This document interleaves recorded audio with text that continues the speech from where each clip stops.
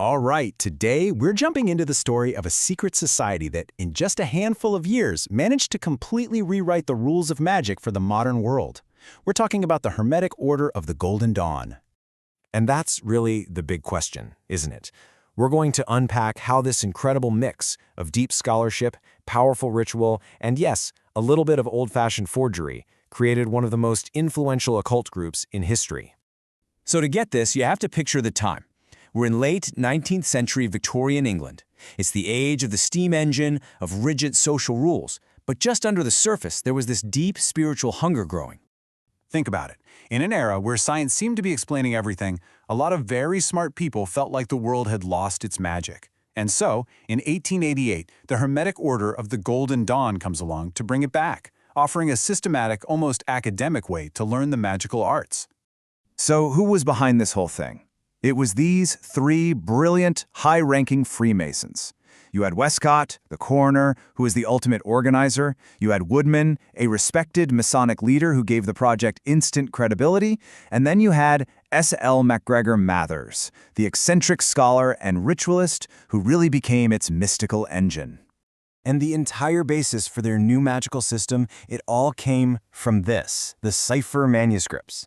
We're talking about 60 pages of coded text, supposedly found in a dusty old bookstall that laid out the skeleton of a long-lost magical system. So, they've got this mysterious manuscript. What do they do with it? Well, they built something that was genuinely revolutionary. You see, the Golden Dawn wasn't just some social club. It was set up to be a practical, hands-on university for magicians. And this right here, this was the game changer. At the time, you had movements like spiritualism, which was all about passively channeling spirits. The Golden Dawn said, no, we're not doing that. The goal was to empower its members, to teach them how to actively shape their own spiritual destiny, using their will, their imagination, and some very, very specific rituals. Now check this out, because the structure itself was pure genius. The whole hierarchy was mapped directly onto the Kabbalistic Tree of Life. That's a central diagram in Jewish mysticism. That's like a map of the universe. So every initiation wasn't just about getting a new title. It was a symbolic step up this cosmic ladder. You started in the outer order, learning all the theory. Then you graduated to the inner order for the real practical magic. And the ultimate goal? To make contact with these non-human intelligences they called the secret chiefs. And I really mean it when I say it was a university. To move up, you had to pass exams. You had to memorize the fundamental building blocks of all Western magic, from the Hebrew alphabet to astrology. You also had to master something called the lesser banishing ritual of the pentagram. This wasn't just some random chant. It was a core practice, kind of like spiritual hygiene, designed to clear your space and focus your mind. It was the absolute starting point for everything else you were going to do. But here's the thing about grand, magnificent structures. Sometimes the foundations are made of sand. And this incredible intellectual and spiritual system was built on a very, very shaky foundation that was about to crumble under the weight of ego and a pretty massive deception. See, you can't just start a secret society out of thin air, right? You need a history, a lineage, to seem legitimate. So, Westcott claimed their authority came from an ancient, secret Rosicrucian group in Germany. He said he was in touch with one of their leaders, a woman named Anna Sprengel, who gave him the official charter to open up shop in England. And here is the twist, the one that eventually brings the whole house of cards down. Anna Sprengel, she never existed, not a real person. Modern research has shown pretty conclusively that the letters from Anna Sprengel were a brilliant forgery, cooked up by Westcott himself to give his new order an ancient, untouchable pedigree that it simply didn't have. So that foundational lie is already a problem, and then along comes a man who is basically a walking, talking problem himself, the infamous Aleister Crowley. The leaders of the London Temple thought he was morally unfit for promotion into the secretive inner order. But Mathers, who is now living in Paris and acting more and more like a dictator, just completely overruled them and initiated Crowley himself. And that, right there, was the declaration of war. So Mathers makes this huge power play, and the London members, they are not having it. This defiance kicks off a full-blown rebellion, leading to a series of events that were dramatic, totally bizarre, and ultimately fatal for the original order. Mathers, convinced that Westcott was secretly pulling the strings on this rebellion, decided to drop an absolute bombshell. and it was a huge mistake.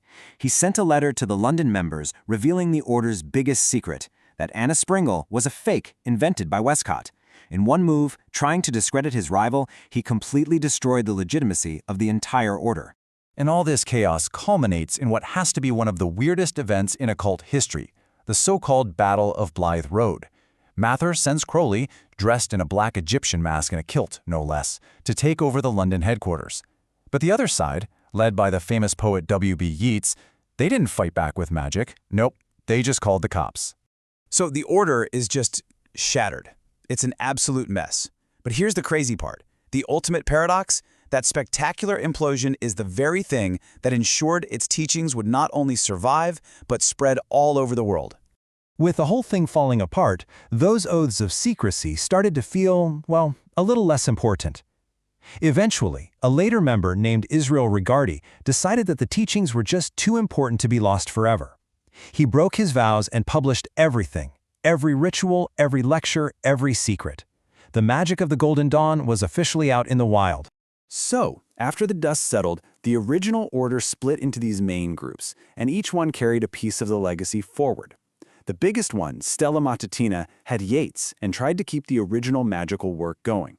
A smaller group stayed loyal to Mather's, and another really influential faction, led by A.E. Waite, ditched the practical magic and focused on a more quiet, Christian-based mysticism.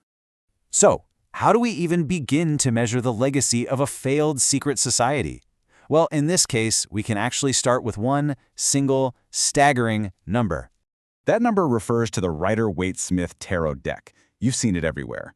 It was designed by two Golden Dawn members, A.E. Waite and Pamela Coleman Smith, and it is packed with the Order's symbolism.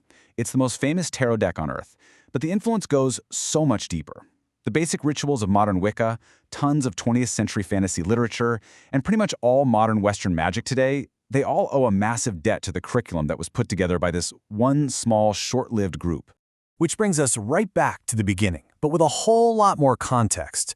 Was this a truly profound spiritual system, or was it just a magnificent, beautiful, and wildly influential fraud?